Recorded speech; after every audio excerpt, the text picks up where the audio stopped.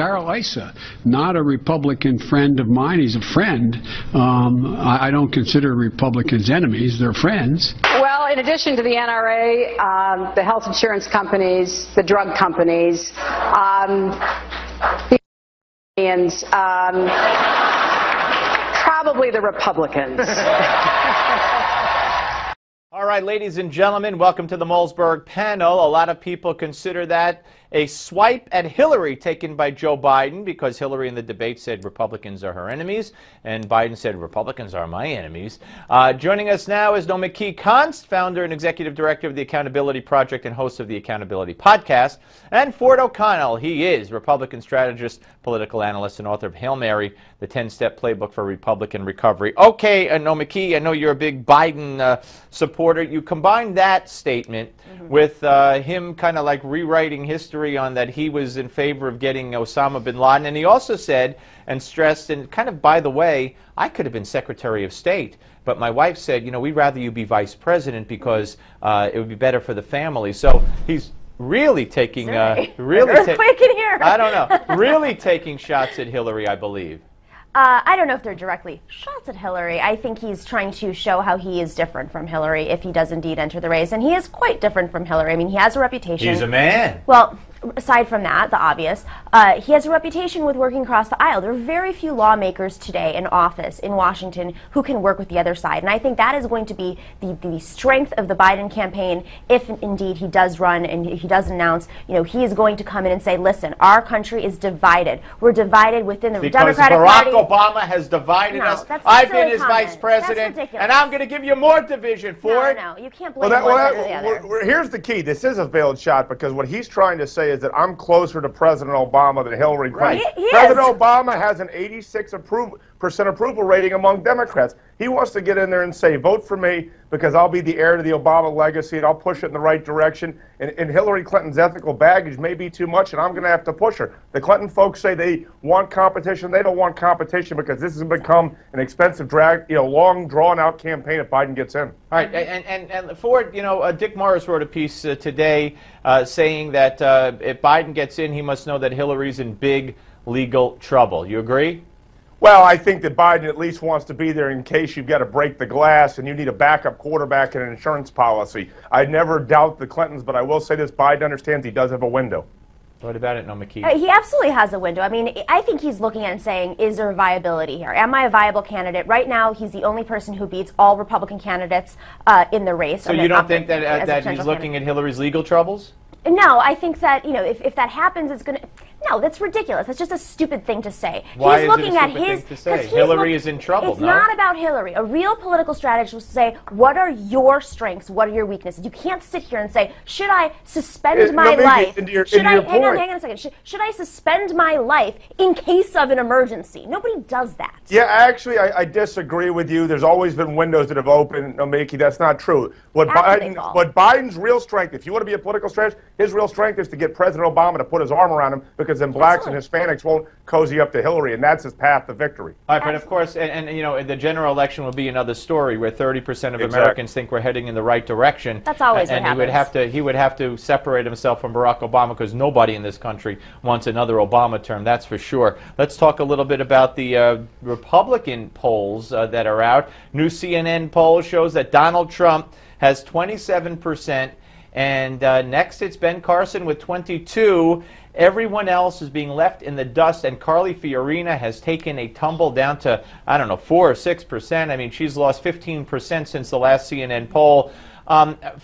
Ford, again, every time we see this poll, and, you know, I heard somebody the other day say, well, you know, this one was leading, Michelle Bachmann was going to be president, and Herman Cain was going to be president. Those were snapshot polls at one time. Nobody is coming near Donald Trump, and I don't think anybody will. Well, let me say this. You're absolutely correct. Trump's now led the polls for basically 4 straight months. What's happened here is the anti-establishment vote is basically solidified around Trump and Carson, and Trump is obviously hoping that Carson implodes. What's really splintered here, which is rare from in the past, is the establishment vote is splintered. Is it Rubio? Is it Jeb Bush? Who knows? And frankly, they're just hoping that when they get down to 2, the establishment side has someone to knock off Trump.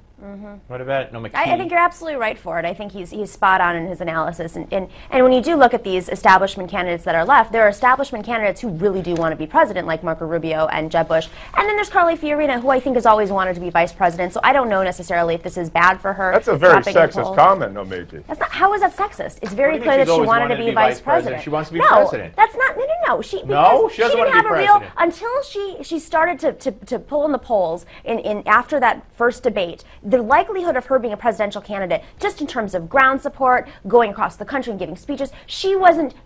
There's a presidential strategy, and then there's a strategy of wanting to be on a ticket. And she was taking the "I want to be on a ticket" strategy. That's not sexism. Don't sit here and call me a sexist. I'm offended by that comment. I'm a woman. I'm a feminist, and I look at candidates based on issues. I'm sorry to hear you're a feminist. Really sorry. I'm sorry that I respect both sexes equally. What does a feminist mean, by the way? That you respect both sexes equally. Look it up in the dictionary. That it's not going to shock you. That you respect both sexes equally? Both sexes are looked at equally. But remember, Democratic feminists only respect female Democrats. That's the whole point. Well, because they respect women, and Carly Fiorina wants to take rights away from women. Really? What right does she want to take away from women? Wow, the first ever Fortune 500 I want to hear. Equal pay.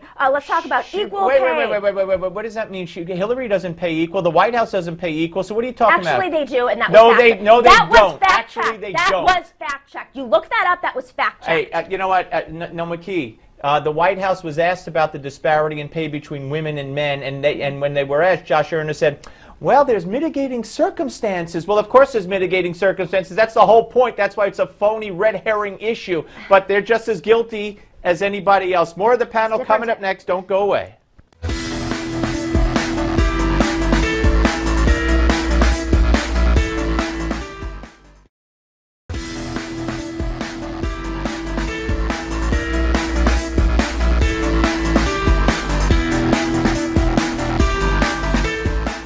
All right, ladies and gentlemen, welcome back. The Malzberg panel in full force. Ford O'Connell and Nomiki Konst. I want to put up a picture that I think you're all going to find very interesting. This clock kid, as he's come to be known. Let's put up the first one here. There he is. You know who that guy is? This is the kid from Texas who brought a clock that looked like a bomb to school. By the way, his sister did it once also, and she too was harassed. So he brings this clock that looks like a bomb to school, and rightfully they call the authorities, and he was not cooperative with the police, according to the police, and so they cuffed him.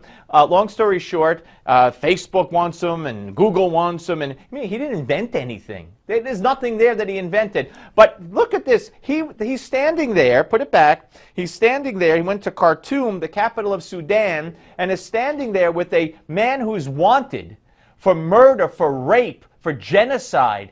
CARE, the unindicted co-conspirator in the Holy Land Foundation terror trial, invited him and took him to Khartoum to put his arm around a dictatorial, murderous thug wanted by the international community.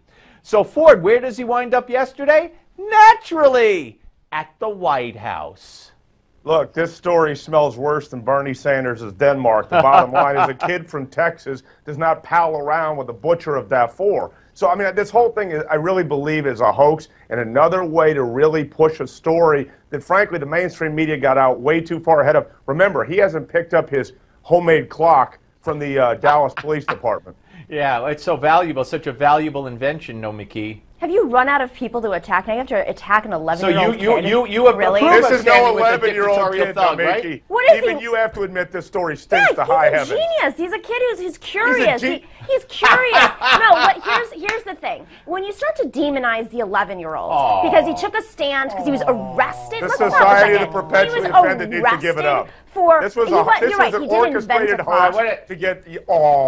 You have any kids, Nomiki? No, but I... Okay, well, if you ever have a kid and someone shows up at his school with something that looks like that, God help you and everyone else if the teachers don't call the police and the police don't act appropriately. Because look at that thing. This is a scam to get the reaction that it got. And Obama having him at the White House after he put his arms around a dictatorial thug, much like Obama does, is a disgrace. How do you explain the kid hugging the man wanted? Didn't Bush do the same thing? No, he did not. Didn't every president in all history have to go through diplomacy? diplomacy? That's diplomacy?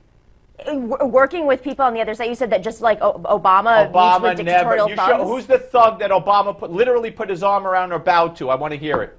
I know you don't know. It didn't happen. I literally don't understand what you're saying right now. I'm just confused by this. It's not. I think here's he's a the kid. deal. I think that he's a clear curious that the White kid. House- Let Ford go. Go ahead, Ford. The White House is obviously realizing it's gotten way out too far in front of this story. Hence, that's why Josh Earnest hasn't said a lot. And frankly, I think they just want this to go away. It was bad optics. They played up the emotions. And there's a lot of holes in this story. I'm not going to say that the kid's guilty, but it seems like there's something wrong here. I think the parents probably gave him the bot. Look, the sister did it, and now the kid does it. Then they go to Sudan, where, by the way, his father ran for president of Sudan twice and lost or something. Okay, let's move on to another big problem. John Kerry and what he said about Israel and this whole these terror attacks against Israelis. Watch.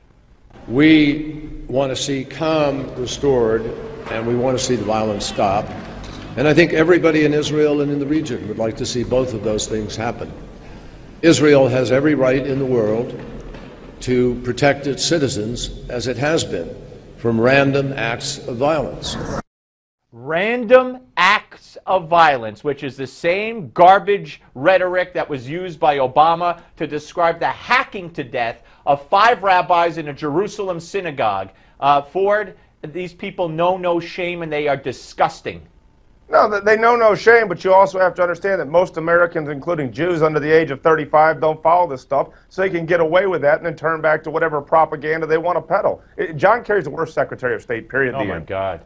Oh, my God. Nomiki? No. I mean, listen, was it hate crime? Yes. Was it hate racist crime? Yes. But was it random? It was also random. I mean, that's terrorism just, you're getting, is not that's really partial. Terrorism is random. It's not always orchestrated by a master madman. It's sometimes just orchestrated by one crazy person who's taking out frustration. Except in this case, except in this case, the president of the Palestinian Authority says, I cherish every drop of Jewish blood shed in Jerusalem. I'm not debating that, but what I do think that President Obama has tried to say, and what Secretary of State John Kerry has said, is that like Benjamin Netanyahu gave his speech before the UN when he said, I want to speak to the Palestinian people. Thank God we're out of time. Gotta go. Senior fellow with the Heritage Foundation, Stephen Moore is next. Thanks, panel.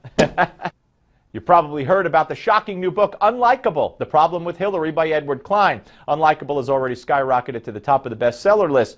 In Unlikable, Ed Klein offers a stunning, powerful expose of Hillary Clinton and her floundering race for the White House. Klein also reveals the angry rivalry between Hillary and Barack Obama. Unlikable retails for $29.95, but you can get it with our free offer. So, get this almost $30 value free today. Just go online or call the toll-free number on your screen. So do it now. Check out our incredible offer right now.